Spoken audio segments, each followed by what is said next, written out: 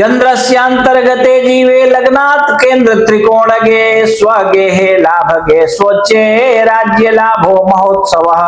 तो मित्रों, महर्षि पराशर बृहद पराशर होरा शास्त्रम के 55वें अध्याय के 22वें श्लोक में कहते हैं कि यदि आपकी जन्म कुंडली के अनुसार आपके ऊपर चंद्रमा की महादशा चल रही हो और अंतर दशा में गुरु आ जाए और ऐसा गुरु आपकी जन्म कुंडली में लग्न केंद्र या त्रिकोण भावों में कहीं बैठा हुआ हो या स्वराशि का हो या अपने उच्च के घर में बैठा हुआ हो, उच्च राशि पर बैठा हुआ हो, तो ऐसा चंद्रमा ऐसे जातक को राज्य तक का लाभ करवा देता है। यहाँ पे गजकेसरी योग फलित होने लगता है। आप ध्यान दीजिए, चंद्रमा की महादशा में गुरु की अंतरदशा आवे या गुरु की महादशा में चंद्रमा की अंतरदशा आवे और ऐसे में आपकी कुंडली के किसी केंद्र त्रिकोण या लाभ भावों में गुरु बैठा हो या चंद्रमा बैठा हो, तो निश्चित हो जाता है कि वो समय आपके लाइफ का सबसे ज्यादा क्रीम पीरियड होता है, अर्थात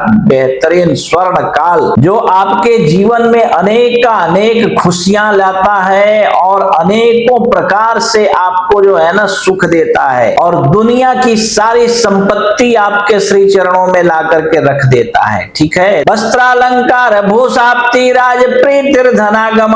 इष्ट देव प्रसादेन गर्भाधानादिकम फलम। तो मित्रों, महर्षि पराशर यहाँ 23वें श्लोक में कि अनेकों प्रकार के वस्त्रों का लाभ, भूषण का, आभूषणों का लाभ और राज्य का लाभ और राजा के प्रति प्रीति का बढ़ना या राजा आपसे प्रसन्न हो जाए और धन का आगमन होने लगे और इष्ट देव की कृपा से आपके जीवन में संतान आदि की प्राप्ति भी होना संभव है, क्योंकि गर्भाधानादिकम फलम है ना, गर्भाधान होने के भी चांस है। अगर आपको संतान नहीं है अभी तक तो आपको निश्चित रूप से गर्भाधान का योग बनेगा। ठीक है, तो मित्रों, गुरु की महादशा में अंतरदशा चंद्रमा की चल रही हो या चंद्रमा की महादशा में गुरु की अंतरदशा चल रही हो, अगर ये लाभ केंद्र त्रिकोण भावों में या उच्च के होकर के या फिर स्वराशि के हो, तो निश्चित रूप से आपके जीवन में कोई भी ऐसा कार्य नहीं रहता है जो आपके लिए अलभ्य हो।